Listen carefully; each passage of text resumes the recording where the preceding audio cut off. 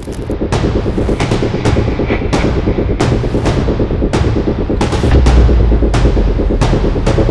ngedorong, dan ngedorongnya kenceng banget. Emosi yang dia bawa dari sana ke sini, saya didorong, posisinya di sini kenceng banget sampai jatuh ke sana.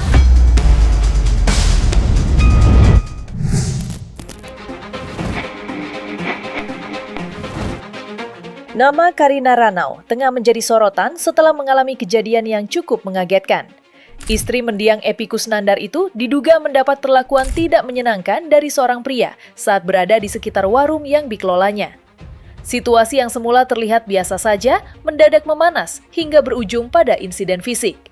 Karina disebut terdorong dan jatuh hingga tersungkur di jalanan beraspal, tepat di depan tempat usahanya.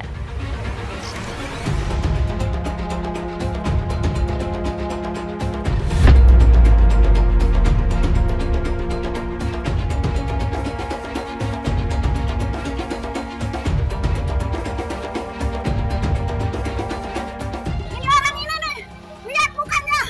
Hah? Hah? Ini saksi semua, Anda ngedorong saya di sini. Udah. Hah? Tahan dulu!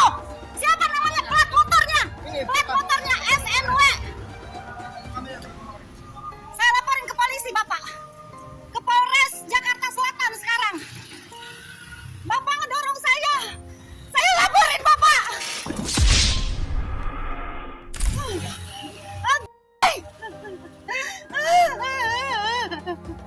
Saya laporin Anda. Ini mukanya Pak Polisi. Ini mukanya tangkap. Usai rekaman CCTV dan video amatir yang merekam kejadian tersebut ramai beredar di media sosial, Karina akhirnya angkat bicara. Dengan kondisi yang masih diliputi rasa syok, ia membeberkan kronologi lengkap insiden yang dialaminya.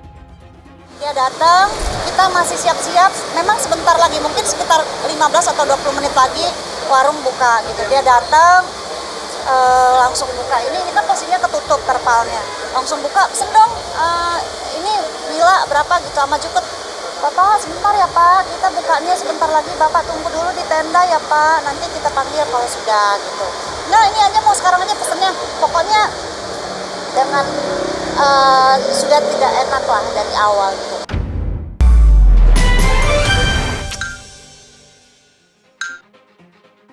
Pada saat saya di sini, saya nyapu nih, megang ini nyapu set di sini. Bapak tuh ada di situ. Saya kan panggil Pak, motornya bisa pindahin dulu di sana ya Pak. Soalnya nggak enak. Iya bentar. Iya sekarang aja Pak, tolong dulu Pak. Dia mungkin udah buru-buru takut diserobot orang. Padahal pon satunya udah punya dia gitu. Sebentar aja Pak, tolong Pak pindahin di sana Pak. Hargain saya yang enak. Ntar dulu. Tolong Pak, sebentar. Wah. Ntar dulu kenapa sih Nget? Ntar dulu Nget. Sejalan di sini saya udah wah ini saya dipukul nih dalam hati gitu ya, saya dipukul nih, bonyok nih muka saya nih, tapi saya udah pasrah gitu. Ternyata nggak mukul, dia ngedorong dan ngedorongnya kenceng banget. Emosi yang dia bawa dari sana ke sini, saya didorong, posisinya di sini kenceng banget sampai jatuh ke sana gitu. Ya itu saya juga shock sampai keliengan gitu mas, sampai nggak tahu yang kebentur tuh apa, sini kaki kemarin tuh. Berarti sudah laporkan ke polisi kan? Udah, hari itu juga saya langsung ke polisi. Prosesnya udah, orangnya udah di sana. Oh udah boleh ditangkap ya? Di saat banyak orang menunjukkan rasa simpati kepada Karina, gelombang komentar dari media sosial ternyata tidak sepenuhnya bernada positif. Peristiwa yang viral itu memicu beragam pendapat dari warganet. Sebagian merasa iba dan mengecam tindakan yang diduga diterimanya, tetapi sebagian lainnya justru memandang kejadian tersebut dengan penuh kecurigaan. Bahkan, ada seorang netizen yang melontarkan tudingan bahwa insiden yang menimpa Karina bukanlah kejadian spontan, melainkan sebuah skenario yang sengaja dibuat demi kebutuhan konten dan perhatian publik. Karyawan pada diem, dan itu banyak cowok. Agak aneh sih, penganiayaan ringan sih, jadi bisa damai. Tinggal cabut aja laporannya kalau beneran dilaporin. Kesimpulan saya sih, ini konten, ujar salah seorang haters. Merasa tudingan tersebut sudah keterlaluan, Karina Ranau pun tak tinggal diam. Ia langsung memberikan tanggapan atas komentar yang menyebut insiden yang dialaminya hanyalah sebuah settingan. Dengan nada penuh kekecewaan, Karina mengaku sangat terpukul membaca tuduhan tersebut. Para netizen atau orang-orang yang tidak tahu kronologisnya, mereka bilang, itu karyawannya pakai rok aja, pakai ini aja, pakai celana apa yang ada di sini. Karena CCTV itu mati. Biasanya kan CCTV itu nangkep banget, cuman lagi mati. Di sana mati, di sini mati gitu. Kalian nggak tahu. Anak-anak ini sudah ngerubutin dia, udah mau dipukul mungkin. Bajunya udah diginiin, udah diteriak-teriak, udah dikerubutin, dia udah panik gitu. Cuman orang-orang melihat menyalahkan anak-anak itu yang salah. Kita ini udah jatuh timpa tangga pula disalahin lagi. Banyak sekali netizen yang bilang ini mah marketing katanya, ini mah gimmick supaya warungnya rame. Ya Allah, nggak lihat apa saya dari pagi kerja, saya ngurusin anak-anak sebanyak ini. Kalau saya marketing ngapain sih saya capek-capek di sini, nggak marketing di warung saya. Cuman ya apa ya, saya juga bingung. Saya tuh gimana ya, serba salah gitu. Apakah setiap kejadian, mungkin setiap kejadian besok misalnya saya di jalan dipukul orang, berdarah-darah atau diborok orang, udah diem aja, nggak usah posting sosial media gitu, udah, atau bagaimana gitu. Jadi serba salah saya.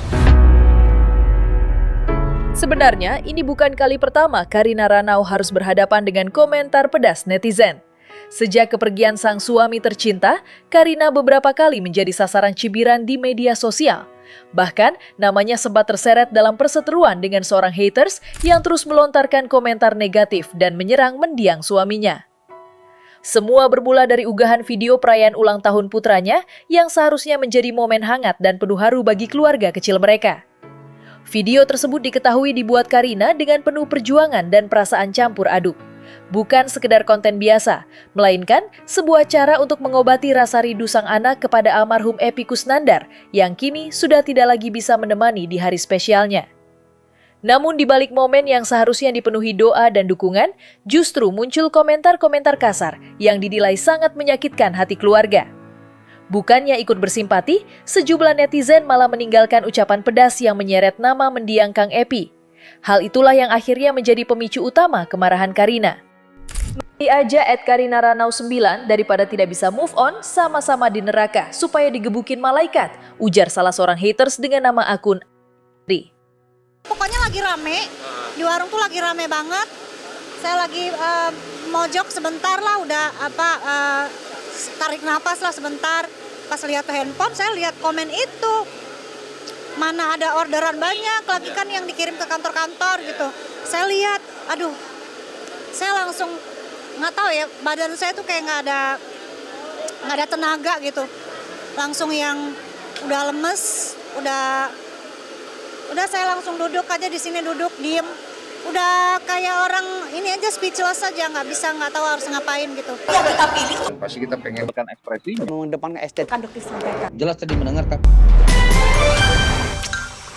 Kan saya trauma. Saya kan sendiri sekarang, saya harus sehat, saya harus waras untuk anak saya gitu. Kalau diginiin terus kan, misalnya saya nggak ngasih pelajaran begini, dia akan terus dia akan terus melakukan sesuatu yang nggak akan kapok gitu. Semoga ini menjadi efek jerak, dan saya mau kalau saya kepengen ketemu sama orangnya langsung di depan mata saya, terus sama saya nggak akan memaafkan, enggak. Tapi untuk yang komenan ini itu nggak ada maaf buat saya. Karina merasa komentar-komentar tersebut bukan hanya menyakitinya secara pribadi, tetapi juga perlahan merusak kesehatan mental keluarganya yang sampai saat ini masih berusaha bangkit dari duka mendalam sejak kepergian Kang Epy pada Desember 2025 lalu. Saya udah nggak mikirin kuasa hukum, saya nggak mikirin apa, saya berpikir pada saat itu saya lagi jualan, Mbak, lagi rame-ramenya di warung, saya lihat komen. Terus anak saya juga, teman-teman fanbase-nya lagi dateng di sini rame. Sampai dia lupa makan, warung saya tinggalin. Makanya saya harus ke Polres. Saya ingin kasih pelajaran untuk manusia biadab ini. Kamu mau menghina saya, mau bilang saya apapun, silahkan. Tapi jangan begitu. mendingan saya aja yang dibilang mati aja loh, nggak apa-apa. Tapi ini kan orangnya memang sudah tidak ada, tapi dia mengucapkan kata-kata seperti itu gitu. Itu sangat menyakiti kami, sangat merusak mengganggu jiwa dan mental dan psikis kami gitu. Saya nggak tahu itu orang siapa gitu, kok kayaknya dendam banget gitu sama kami.